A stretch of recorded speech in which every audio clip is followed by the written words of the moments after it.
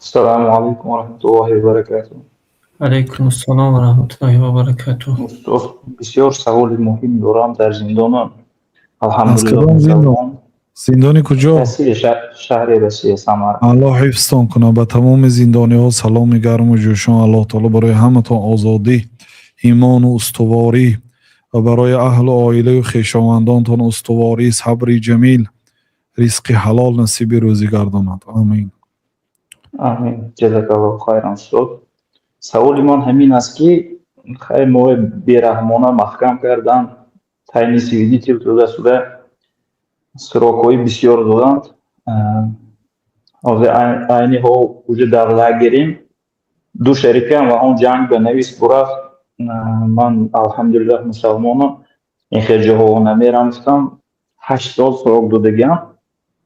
من میتوانم که حضور در همین حالت ایستادگیم اون چیزی که приговор دادم من به жалоба کنم، همین приговорам سودی بالایی یا این کار کنم این کفر میشود. میگن یک قول میگه که اجازت است برای که تو مظلوم هستی اکراه گرفته میشد. این حالت چطور میشود؟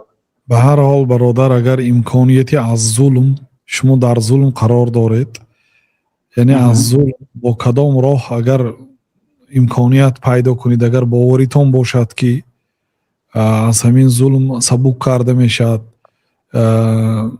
امکانیت رهایی از ظلم باشد، بله از ظلم رها شوید. یعنی در زیر ظلم قرار نمانید، حرکت کرده خلاص خورید، نه که ناامید هم نشوید. انشاءالله راه انتخاب کردگیتان به جنگ نرفتگیتان بهتر است. این حیات در دست الله تعالی هست و ما و شما برای عبادت آفریده شدگیم. در همون زندان هم عبادتتون کردن گیرید، کتاب خوانید، علم آموزید، مشق کنید و یگان دقیقه خالگیتان نباشه برای غمگینی و برای زیقی. انشاءالله دعا کردن گیرید، همش خوب میشد. انشاءالله. سوالی من فهمیدم. بله، من گفتم که اگر چندان یک سودی کفری به دویون سودی کفری من بالای این жалоба کردن حق دارم حالتی من بیان می. آخر ما گفتیم که مقصد همین که به هر حیله اگر توانید که از ظلم رها شوید. یا آدم شما دو شپلاق زدنی حرکت کرد، یکش چپ دید مثلا یا گیلاش کنید بروید از همونجا.